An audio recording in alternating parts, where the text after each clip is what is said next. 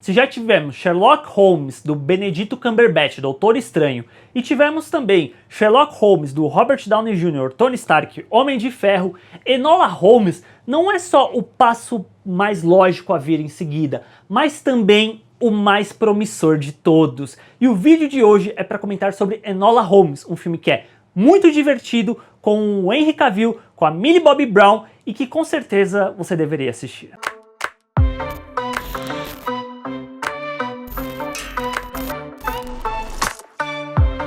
A trama se passa na Inglaterra de 1884 e no dia em que completa 16 anos, Enola descobre que sua mãe desapareceu, deixando para ela alguns presentes estranhos. Nesse mesmo contexto, os irmãos voltam para casa e decidem mandar Enola para um colégio só para meninas. Enola então foge de casa para procurar pela mãe e no caminho tromba com o Marquês Tewkesbury, que está sendo perseguido. Enola Holmes é uma criação da autora Nancy Springer, que decidiu contar a história focada na irmã mais jovem do famoso detetive Sherlock Holmes. E o primeiro livro, que foi lançado em 2006, que faz parte de uma história de 6 livros, é chamado de O Caso do Marquês Desaparecido, que é justamente o que é adaptado dentro desse filme em questão.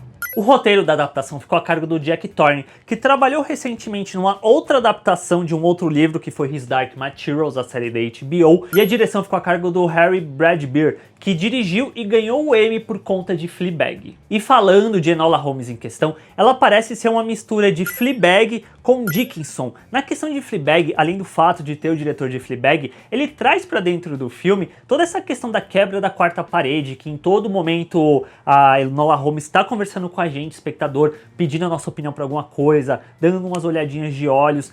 Tem uma linguagem mais moderna também, que é uma coisa que é puxado de Dickinson, que além de ter a questão da linguagem mais moderna, de ter uma protagonista que não se encaixa no que a sociedade daquele período do século XIX, matriarcal, machista, espera que ela se encaixe, ela junta essas duas coisas e dá uma identidade muito única e muito divertida para o filme. Por mais que eu sinto que também seja um dos meus poucos problemas com o filme de uma forma geral, é que ele não encontra o sweet spot nesse sentido, ele não encontra um equilíbrio que funcione, principalmente na quebra da quarta parede. Porque assim, eu imagino que se você não tem a referência de Fleabag, você assistir a Enola Holmes funciona, é divertido. Só que eu sinto que a Phoebe Waller-Bridge dentro de Fleabag conseguiu destruir o que é a quebra da quarta parede de tão bem feito que ela fez ali, que quando você vê isso sendo aplicado dentro de Enola Holmes, por mais que a Millie Bobby Brown esteja maravilhosa como a protagonista, ela consegue aqui sim eu ver ela sendo uma atriz excelente, que ela já mostrou que ela é dentro de Stranger Things, só que eu acho que a gente está muito condicionado a vê-la como a Eleven.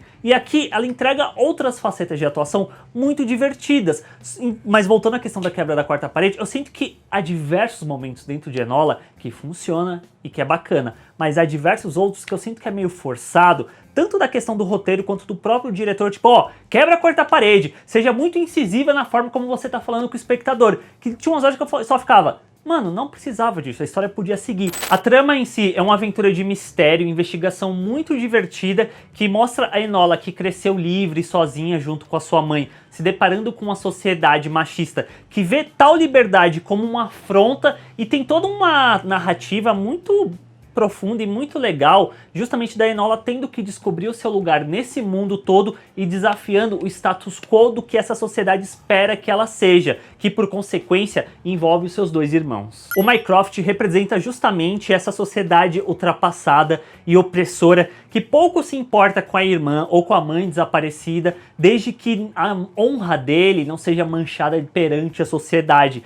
E o Sam Claflin, ele é muito bom para fazer um personagem odiável. Do outro lado, a gente tem a figura do Sherlock Holmes, que já é mega conhecido, se deparando com essa irmã que lembra muito ele, e durante o processo do filme eu sinto que a gente vai vendo ele criando uma admiração e um carinho pela irmã, que é uma coisa que ele não tinha tão forte dentro de si, porque parece que o Sherlock nunca se importou direito com a família. A primeira oportunidade que ele teve de sair de casa, ele saiu e nunca mais retornou. E a escalação do Henry Cavill, que quando foi anunciado eu fiquei muito com o pé atrás, porque eu imaginava que não combinava, quando você vê dentro do filme, funciona de uma maneira inacreditável. E pra mim, é o melhor papel do Henry Cavill, a melhor atuação dele, depois do vilão de Missão Impossível, lá que ele faz com Tom Cruise, que ele dá uma carregada lá nos socos, tem um bigodão maravilhoso. Aqui você vê que ele não aparece tanto, mas nos poucos momentos que ele acaba aparecendo, ele tá muito bem, ele tá confortável, ele tem uma certa fleuma, um ar carismático, charmoso, que todo mundo fica, nossa, o Sherlock Holmes e tal. Eu acho que funciona muito bem, eu gostei de ver o ator. Eu fico até querendo ver, tipo, uma continuação de Enola. Pô, tem 6 livros, é bem capaz que a gente tenha uma continuação